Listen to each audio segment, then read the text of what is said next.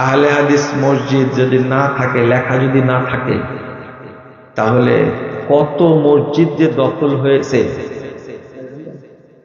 না গায়েবান্ধা কেন, আরো কত বান্দা আছে না। আপনি একটা প্রমাণ পাচ্ছেন, পুরাতন মসজিদ বহু দখল হয়েছে। জজ সাহেব বলছে যে আপনাদের আহলে হাদিস মসজিদের দলিল কই? দলিল লেখা নেই। জমি দিছে আহলে হাদিস মানুষ, মসজিদ করে দিছে আহলে হাদিস মানুষ। ওই মক্কা মদিনায় থাকে, তারা টাকা দিয়ে জমি কিনে না মসজিদ করে দিছে। এই বেদাতেরা দখল করে।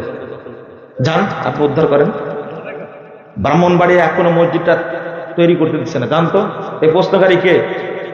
আসো তো, তোমাকে দুলা ভাই বলবো, আসো আসো, তোমাকে আজকে পাঠাবো ব্রাহ্মণবাড়িয়াতে, যাই তুমি বলবা তোমরা আমার বাপ এই মসজিদটা আহলে হাদিস মসজিদ না, মসজিদটা করতে দাও। পারেন কিনা? হানাফি মসজিদ নাই। তুমি যদি চরমুনাই বলে পরিচয় দিতে পারো, তুমি যদি জামাত ইসলাম বলে পরিচয় দিতে পারো, তুমি মাছ ভান্ডার বলে পরিচয় দিতে পারো, আমি আহলে হাদিস বলে পরিচয় দিতে পারবো না? আমি লীগ বলো আপত্তি নাই, বিএনপি বলো আপত্তি নাই, শুধু কামড়ায় আহলে হাদিস, তাই না?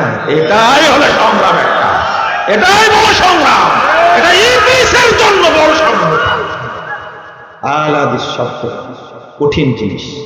আহলে হাদিস একটা জিহাদ। আহলে হাদিস মাজার পূজা করে না, মাজার ভাঙ্গে। তুমি নাম দিছো তালেবান, কোনো সমস্যা নেই তাতে। আহলে হাদিস কামড়াই কেন? কামড়াই কেন?